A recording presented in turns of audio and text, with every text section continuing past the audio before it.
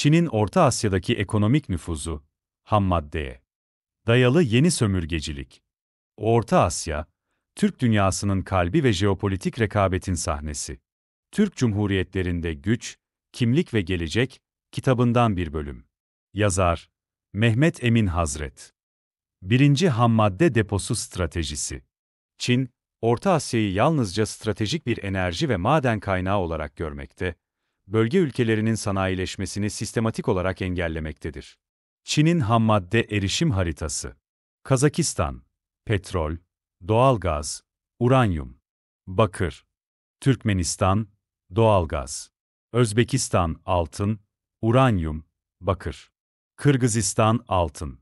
Tacikistan, su kaynakları, altın. 2. Ekonomik kontrol mekanizmaları. A. Düşük fiyat, yüksek bağımlılık. Çin, ham maddeleri düşük fiyatlarla alırken, bu ülkelerde işleme tesisi kurulmasını desteklememektedir.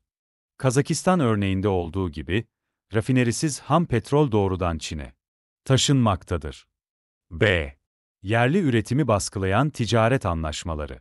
Çin ile yapılan uzun vadeli anlaşmalar, yerel üretimin gelişmesini engelleyecek biçimde yapılandırılmıştır. C. Çin mallarının pazarı ele geçirmesi. Ucuz Çin ürünleri, Özbekistan ve Kırgızistan gibi ülkelerde yerli sanayiyi çökertmiş, işsizlik ve ekonomik bağımlılık derinleşmiştir. D. Yatırımda sektörel tekyönlülük.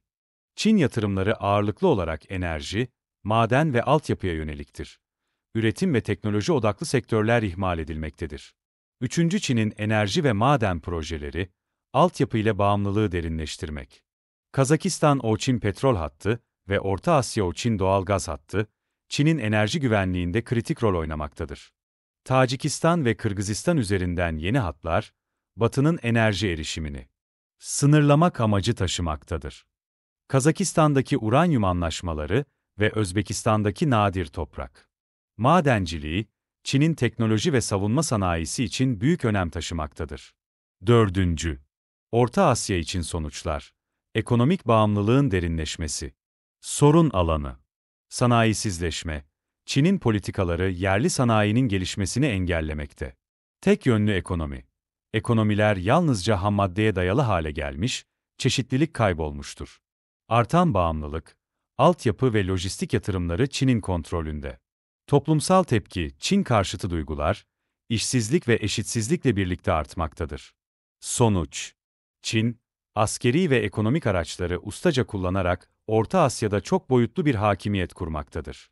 Sovyet sonrası oluşan boşluğu hızla dolduran Pekin, bir yandan eski üsleri modernize ederek askeri varlık kurmakta, diğer yandan enerji ve madencilik üzerinden ekonomik bağımlılığı derinleştirmektedir. Türk Cumhuriyetlerinin sanayileşme ve bağımsızlık hayalleri, Çin'in bölgesel stratejileri altında baskı görmektedir. Eğer Orta Asya Türk Cumhuriyetleri bu döngüyü kırmazsa, uzun vadede sadece ekonomik değil, siyasal egemenliklerini de riske atmış olacaklardır. Çin'in rüşvet ve borç tuzağı yoluyla ekonomik bağımlılığı derinleştirme stratejisi. Bir rüşvet temelli nüfus politikası, zayıf yönetimlerden yararlanmak. Çin, Orta Asya'daki ekonomik nüfuzunu yalnızca yatırım ve ticaret yoluyla değil, aynı zamanda rüşvet, yolsuzluk ve şeffaflıktan uzak anlaşmalarla da genişletmektedir. Bölge ülkelerindeki yönetimlerin yolsuzluğa açıklığı, Çin'in çıkarlarını daha rahat ilerletmesine olanak tanımaktadır. Yolsuzluk Endeksi ve Çin'in avantajı.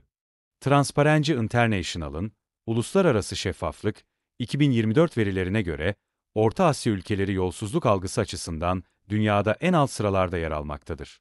Yolsuzluk sıralaması, 180 ülke içinde. Türkmenistan 167. sırada. Tacikistan 150. sırada. Kırgızistan 144. sırada. Özbekistan 126. sırada. Kazakistan 101. sırada. Bu tablo, Çin'in bölgedeki projelerini şeffaflıktan uzak biçimde yürütmesine elverişli bir zemin oluşturmaktadır. Rüşvet yoluyla genişleme mekanizmaları. Yüksek düzeyde rüşvet. Çinli firmalar, milyar dolarlık altyapı projeleri karşılığında politikacılara ve bürokratlara rüşvet vermektedir. Kırgızistan ve Kazakistan'da bu tür uygulamalara dair çeşitli belgeler basına yansımıştır. Ayrıcalıklı şirketler. Çinli firmalar çoğu zaman ihalesiz ya da kapalı kapılar ardında imzalanan anlaşmalarla projelere dahil olmakta, yerel şirketler rekabet dışı bırakılmaktadır. Medya kontrolü ve imaj yönetimi. Çin, bölge ülkelerindeki medya organlarına finansal destek sağlayarak eleştirileri bastırmakta, kendi propagandasını yaygınlaştırmaktadır. Tacikistan ve Özbekistan'da bu nedenle medyada otosansür artmaktadır. 2. Borç tuzağı diplomasisi. Finansal bağımlılık üzerinden siyasi nüfuz. Çin'in Orta Asya'da izlediği bir diğer stratejik yol, borç tuzağı diplomasisidir. Devasa krediler yoluyla ekonomik bağımlılık oluşturulmakta. Borç ödeyemeyen ülkelerden siyasi ve stratejik tavizler alınmaktadır. Borç tuzağının kullanım biçimleri. Stratejik varlıkların devri. Tacikistan, borçlarını ödeyemediği için Çin'e 1158 km toprak devretmek zorunda kalmıştır. Doğal kaynakla ödeme. Kırgızistan ve Türkmenistan'da borçlar, doğrudan enerji kaynakları veya madenlerle ödenmektedir. Çin şirketlerine ayrıcalık. Altyapı projelerinde Çinli şirketlere öncelik tanınmakta, Kazakistan'da projelerin %70'i Çin şirketlerine verilmiştir. Siyasi baskıya açıklık. Aşırı borçlanmış ülkeler, Çin'in bölgesel politikalarına sessiz kalmakta, Uygur meselesi bu sessizliğin en çarpıcı örneğidir. 3 etkileri, ekonomik bağımlılık ve siyasi kırılganlık. 1. Ekonomik egemenliğin zayıflaması. Çin kredilerine aşırı bağımlılık, bölge ülkelerinin bağımsız ekonomi politikaları üretmesini engellemektedir. Yerel sanayi, Çin'in baskın ekonomik varlığı nedeniyle gelişememekte, ülkeler hammadde ihracatçısı rolüne sıkışmaktadır. 2. Stratejik kontrol kaybı. Borç karşılığı toprak, enerji santralleri ve madenler gibi stratejik varlıkların Çin'in eline geçmesi, uzun vadeli egemenlik kayıplarına neden olmaktadır. 3. Toplumsal tepki ve Çin karşıtlığı. Kazakistan ve Kırgızistan'da sık sık düzenlenen protestolar, Çin yatırımlarının toplumda ciddi bir rahatsızlık yarattığını göstermektedir. Ekonomik eşitsizlik ve dışa bağımlılık, Çin karşıtı toplumsal hareketleri tetiklemektedir. 4. Siyasi taviz zorunluluğu. Çin'e borçlu olan rejimler, Çin'in dış politikasına uyum göstermektedir. Uygur Türklerine yönelik insan hakları ihlallerine karşı Kazakistan, Kırgızistan ve Tacikistan'dan resmi tepki gelmemesi, bu siyasi bağımlılığın çarpıcı örneklerindendir. Ekonomik yardım maskesi altında yapısal bağımlılık.